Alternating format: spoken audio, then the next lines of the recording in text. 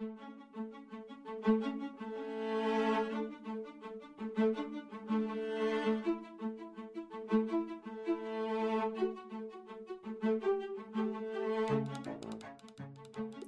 to Resounding, a podcast exploring the power of the arts in advocacy and in action. We talk with artists and activists, taking a deep dive into questions surrounding the causes of displacement, the strength and the vulnerability of people on the move, and the potential of the arts to shine a light on social injustice and to impact people's lives for the better. My name is Laura Hassler, and in this episode, I spoke to Mai Khoi, a singer, artist, and human rights activist from Vietnam, who bravely spoke out against the censorship laws and restrictions in her country. As a result, Mai Khoi was labeled a dissident, a label which she proudly bears.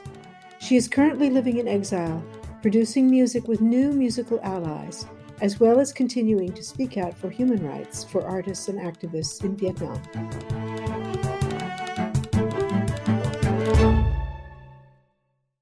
So today we're welcoming the Vietnamese singer, artist, poet, and activist. She calls herself sometimes a bad activist, I noticed. Mai Khoi, welcome to Resounding. Hi, Laura. Hi. Thanks for having me. Thank you so much for joining us. I've followed your story a little bit, and it is such a fascinating, interesting, and inspiring story. Can you tell us a little bit about your move through various phases of musicianship to activism? Do you want to hear a long story or a short story? Why don't you tell the long story and I'll interrupt once in a while with a question? How would that be? Yes. So I was born and raised in Cam Ranh in Vietnam. I studied music from my father. Yeah, my father was my first music teacher. I had a dream to become a pop star when I was 6 years old. 6? I focused on music a lot. I became a pop star of Vietnam. At what age did you become a pop star? Probably not at 6. It's early 20. Right. Yes, in early 20. So when I finished high school, I came to Saigon to study music in the academy school and started to build my career as a pop singer. When I wrote a song about how much I love Vietnam, and it won Song of the Year award. And then after that, I became a darling of the state. And I got a lot of attentions, a lot of the awards, and became famous. I had a lot of followers, a lot of shows and fans. But at that time, I was not really happy. I felt like, oh, my dream had come true, but why I was not really happy. And can you say why? Why were you not happy? Big famous pop star on TV and recognized everywhere? Because even I was a pop star at the height of my fame, but I was censored every time I performed. Like the government still censored me. And that I felt so uncomfortable with the censorship system and the censors. Even though you weren't singing political songs or critical songs, you were still censored? At that time, I just singing like love songs. And I just had one song about the beauty of the country and the kindness of my people. Vietnam, the song's called Vietnam. But in Vietnam, the censorship system is everywhere. They censored artists. They censor everything because they want to control people's thoughts. Right. Yeah, so artists in Vietnam have to submit their works to ask for permission from the government before publishing or performing in public. Yes, and every time I performed, I had to invite the censors come to my dress rehearsal, performed for them before the show. Really?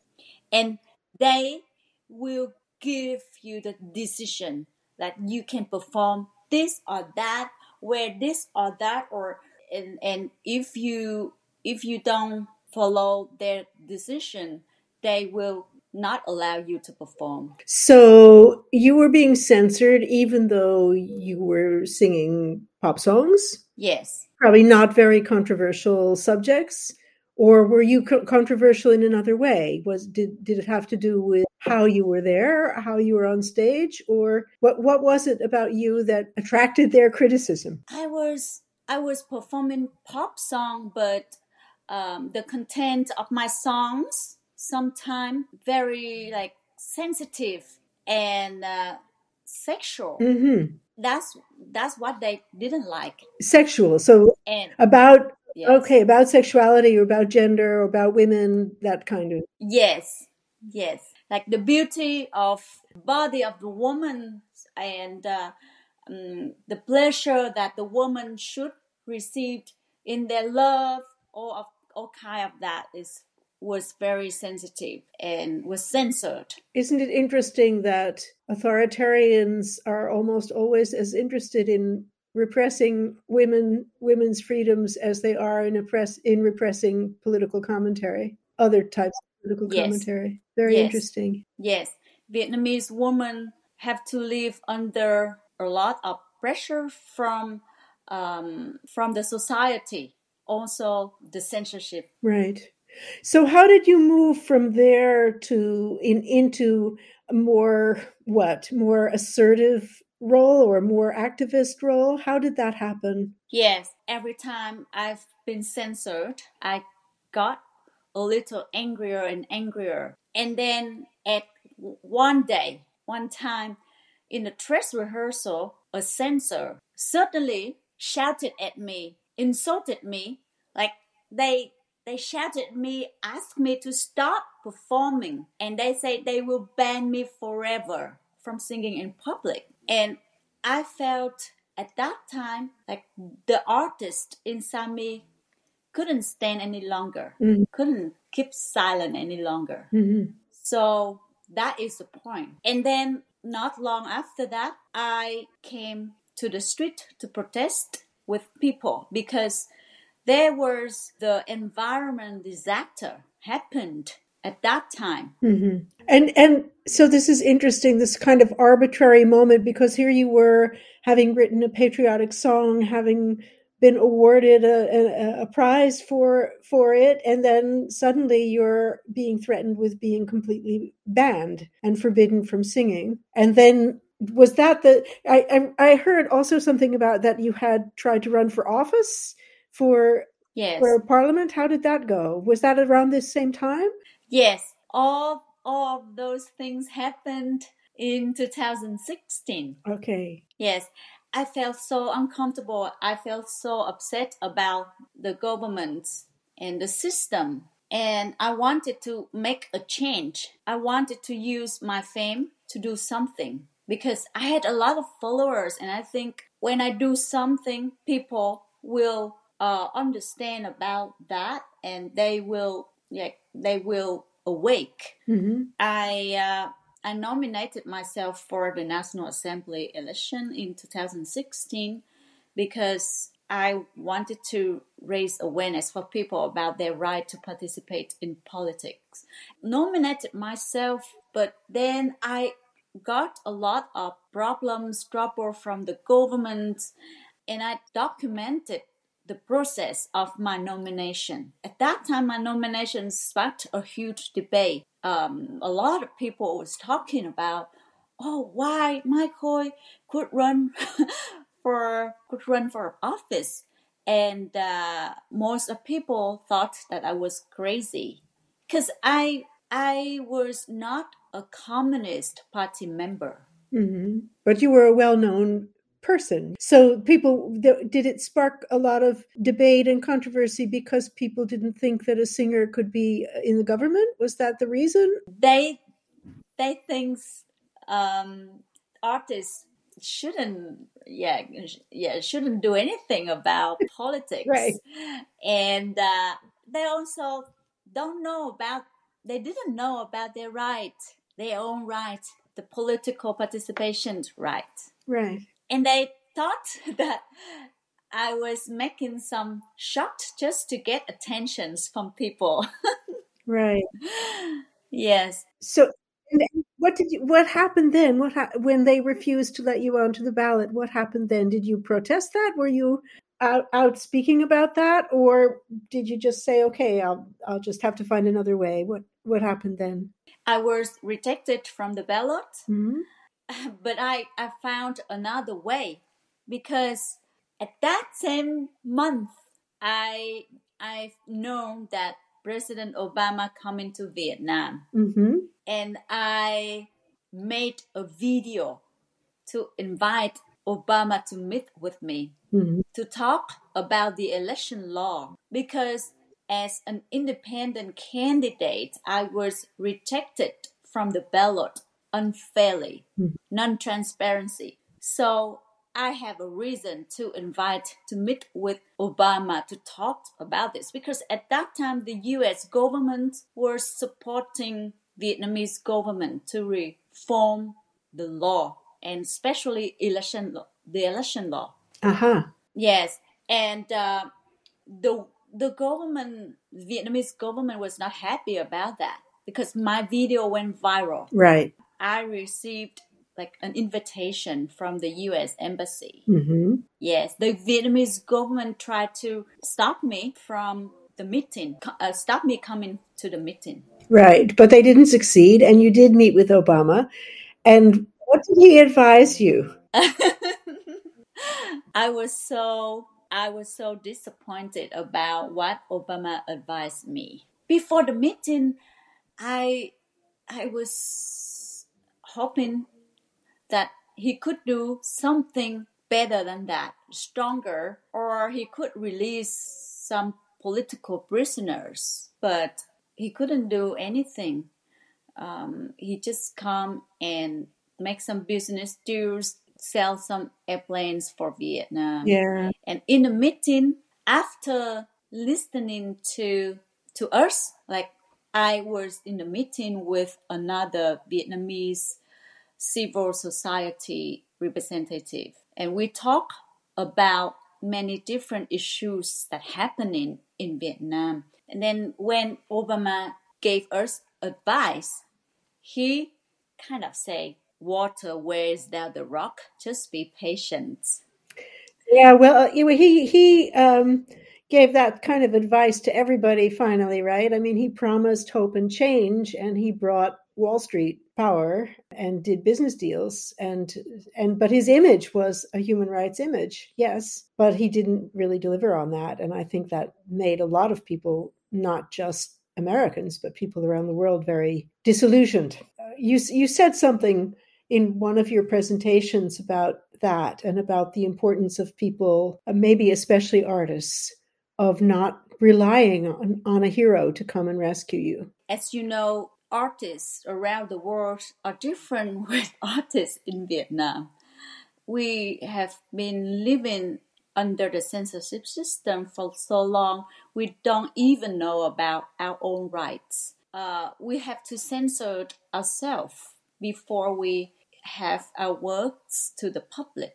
Mhm. And we don't know much about how to make a change for the better future. I think everything comes to me very natural, and it's really come from the anger inside me. And I realize because I have music, because I have my fame, so it helped me to raise awareness for people. It helped me to get into activism easier than other people, than other like artists. I'm still learning every day to be a better activist. But I believe music have a very important role in the social change.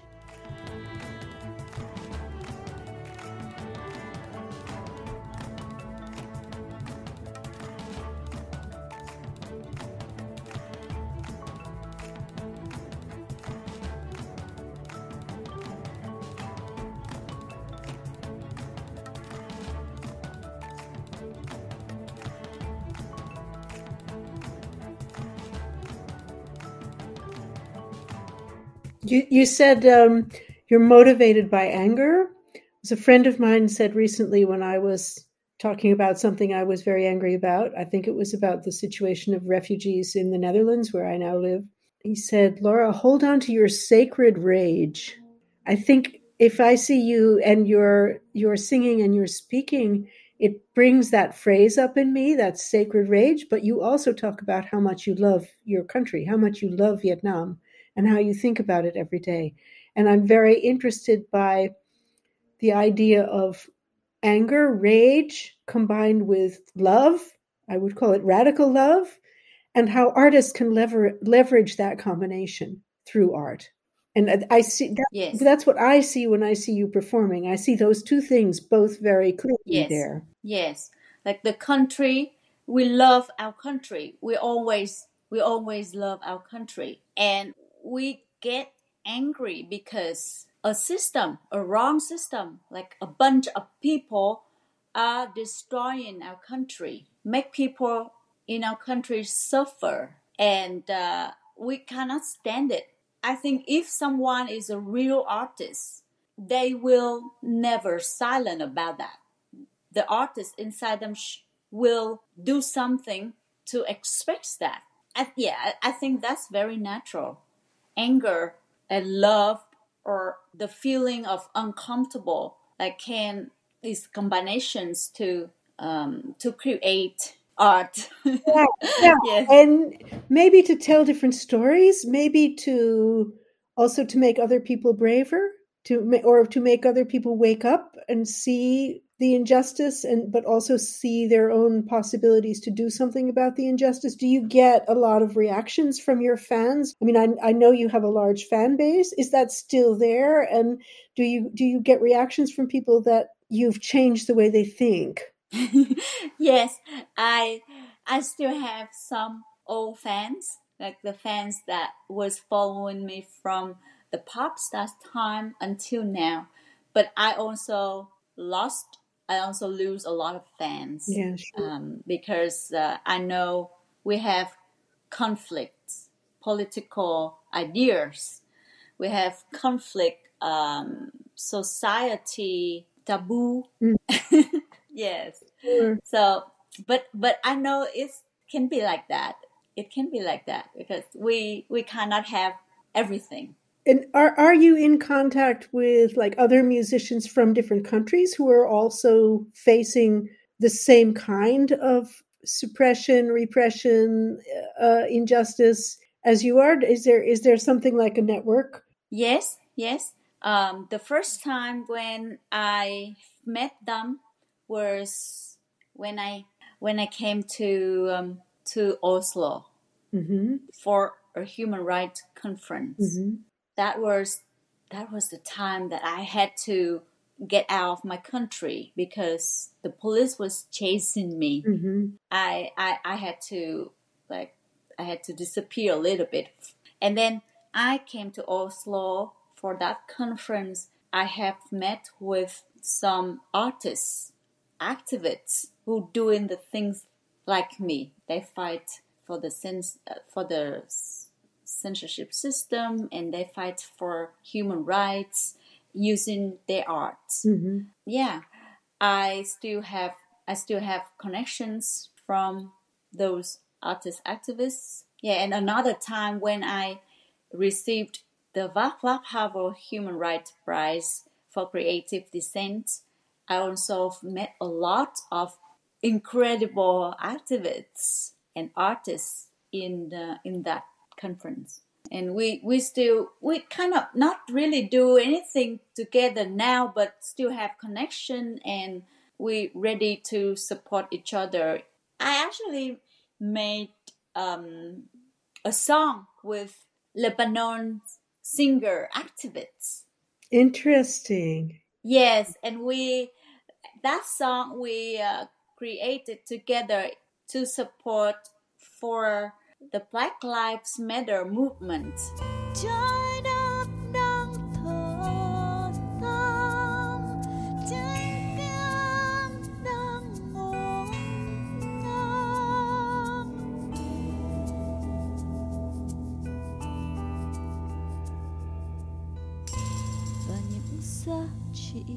đang dần dần đổ đi.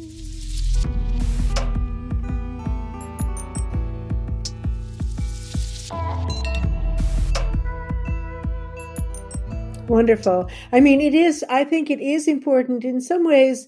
You could say so many people these days feel like exiles, whether we are or not, because we don't feel represented by the governments of our countries, or we feel that we feel powerless to change if we're only isolated in the one place that we come from.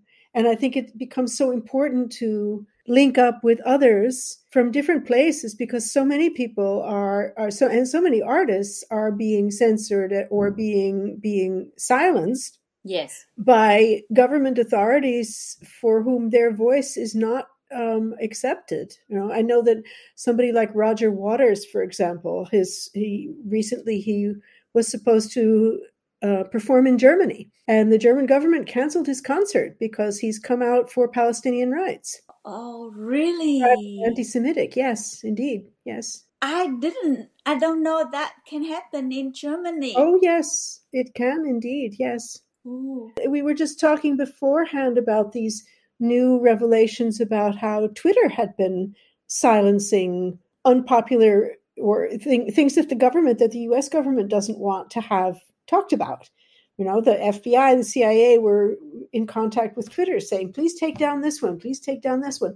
And this problem of censorship and suppression of speech is growing exponentially, I think. And sometimes it's very, very clear, and sometimes it's a little bit less clear. Right. There is another kind of censorship that I am facing now in the US is the market censorship. Can you believe, like, someone didn't want to book me perform because I'm too political? Right. That's what I mean. But you're too political, and people don't want politics to be part of artistry, right?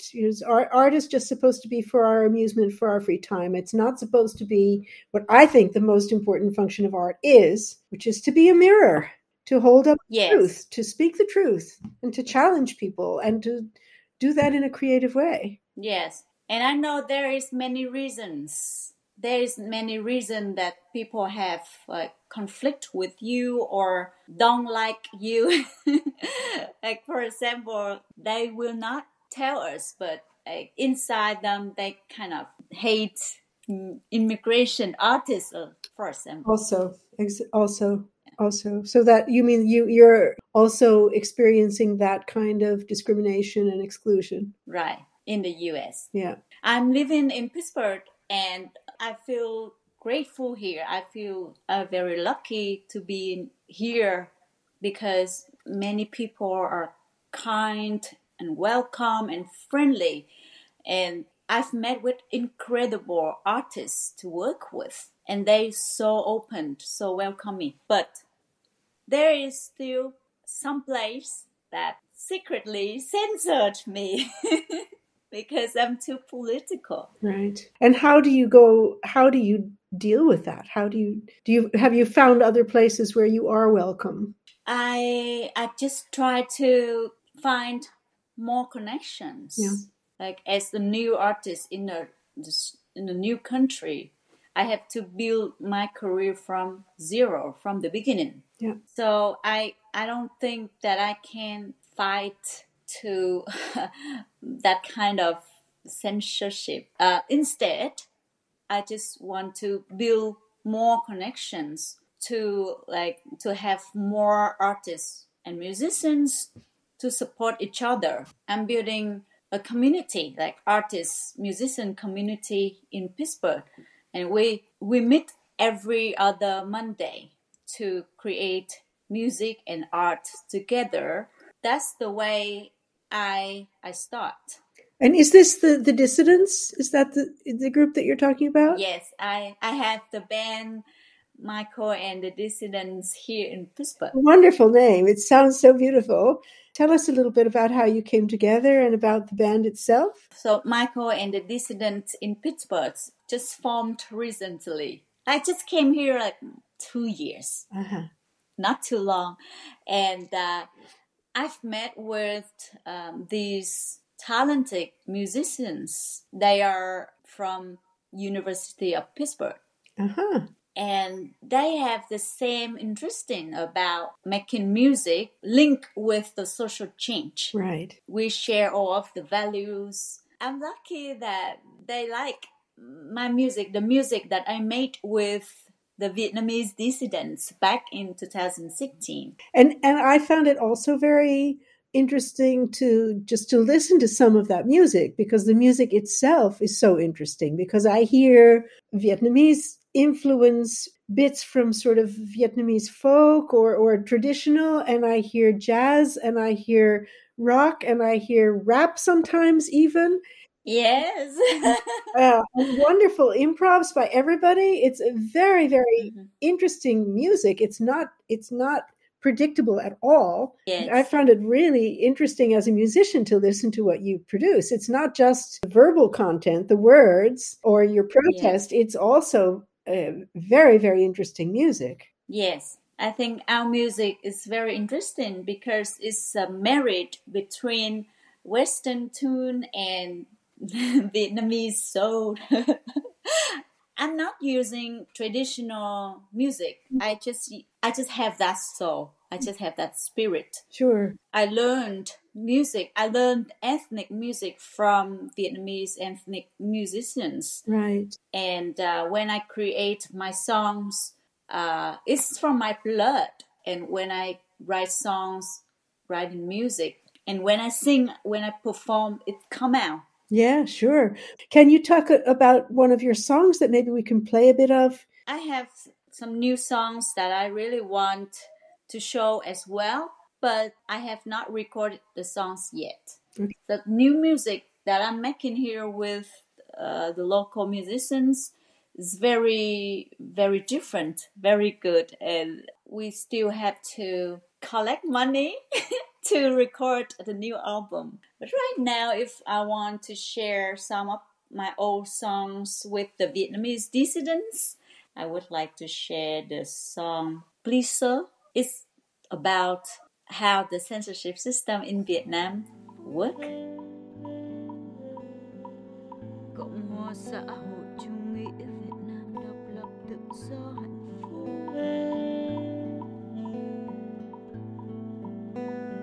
Xin ông cho chúng tôi được đưa tiền cho ông, để ông cho chúng tôi được làm việc. Xin ông cho chúng tôi được dối lừa theo ông, để ông cho chúng tôi được ngu ngốc như ông. Xin ông cho chúng tôi được hát, cho chúng tôi được bày tranh ra ngắm, cho chúng tôi được yêu, cho chúng tôi được cúi lùn. Xin ông sự dã man tàn ác. And how about the Your Bad Activist show? I love that name also. Yes. Is that something that you are doing more often, Yes. this show? Yes, that's my main project now. Okay. Since I came to the US, I started to make Bad Activist show. That's the way I'm still fighting, like using my story, my music to raise awareness for people about Vietnamese human rights situation. Yeah. Yeah, and Bad Activist is a multimedia performance show. So I collected all of the videos and pictures from the media and from my life to show in the show. Yeah. And I also have the old songs, the songs that I wrote when those events happened in my life. And also the songs that I just wrote recently. So Bad Activist is a story performance with music. We perform with the dissidents. I thought it was very interesting. People can find it online, at least one version of the Yes, The bad yes, activist? people can find it online, but that was the very early version. Okay. Now it's very different. Okay. So it's Yeah, evolving. But even that is very much worth watching, I think, for people who can't attend your shows in person. Or maybe there will be new versions coming online as well. But I thought it was very interesting, the combination of historic footage, like being with Obama, also historic footage from your life as a pop star, and then the more sort of raw present things, clear political repression and things like that. But also that you're sort of moving back and forth between Vietnamese and English, and translations on the yeah. screen when you're singing or speaking in Vietnamese. It was so beautifully woven together. I think people would enjoy it very much. So I recommend very much that people look up the Bad Activist show. I hope one day I can bring bad activists to the world, like perform every single cities. Yeah, yeah. And how do you see a path going forward? Do you see yourself going back to Vietnam anytime soon? Or do you think that that's too risky right now? I think right now it's too risky still. Yeah. I left Vietnam at the end of 2019 Ah, okay. because I got threatened to be arrested.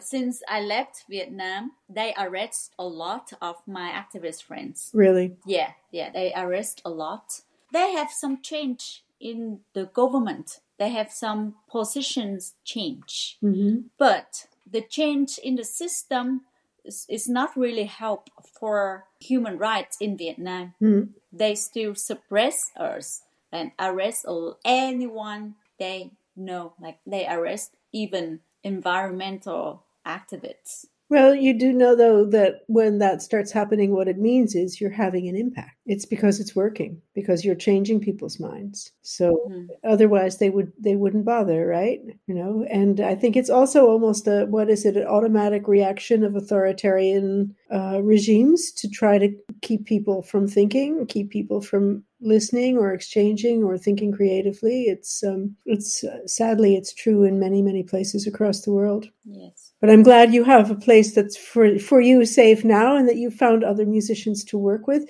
I would encourage everybody to look up this amazing artist, Mai Khoi. Is there any upcoming shows or releases that we can point our audience to that you would like to bring attention to? This year, I cannot travel because I'm waiting for the green card. So we will not have international shows this year. But next year, we're going to bring Bad Activists to another countries. Great. Right now, I have upcoming shows in November in Pittsburgh. Okay. November 17th. If someone living in Pittsburgh, at that time, they can come to the Black Box Theater of One Hood Media to see Bad Activist full-length version. So, and are there any other human rights campaigns or petitions or anything that you are part of that you would like to bring attention to for our listeners, that people could join or sign, or some kind of show of support?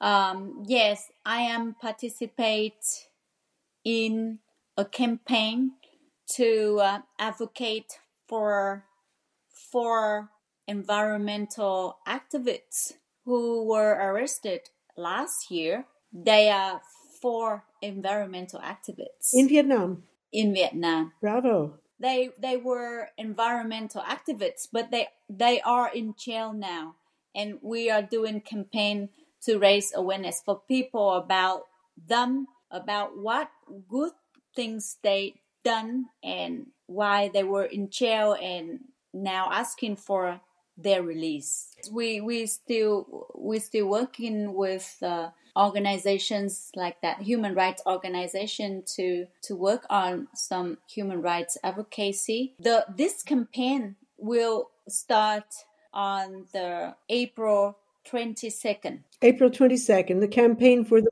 4 environmental activists who are in jail in Vietnam. Very interesting. Yes. I think it's very interesting that more and more of us are starting to understand more deeply this principle of what we could call intersectionality, of how issues are related, right? how Yes. environmentalism and human rights and war and peace and gender rights, they're all interconnected, and we need to work together and support each other. Yes, I wrote a song about them with another musicians activist. So the song will be in the campaign. Okay. We will play that. Trong khi chúng ta đang câm nín và chấp nhận hít thở không khí ô nhiễm và bụi bặm, sống với rác rưởi thiếu hiểu biết và hụt hẫng, chẳng một ai tư vấn, chẳng một ai hối hận, chẳng một ai băn khoăn. Nhìn những đứa trẻ hàng ngày hít đầy khói thuốc lá từ vỉa hè quán xá và cả ở trong nhà, lũ lụt hàng năm cuốn trôi hàng ngàn ngói mái lá, cũng không ai tự tìm hiểu lũ lụt từ đâu ra. Thank you, Mai Khoi, for a very, very interesting and inspiring conversation. And on behalf of all of Art27, wishing you success and that you achieve everything that you set out to achieve. You're a very inspiring artist, and we're very honored to have been able to include you in our Resounding podcast. Thank you. Thank you, Laura. Resounding is brought to you by the Art27 Network, a network of like-minded initiatives using art and culture to respond to the ongoing crisis of displacement of human beings in Europe and around the world. To find out more and to join our growing network, you can visit our website, art27.art, or follow us on Facebook at Art27. This podcast was produced and edited by Ed Holland. The theme tune was written by Matteo Gallesi in collaboration with Synca. Thank you for listening.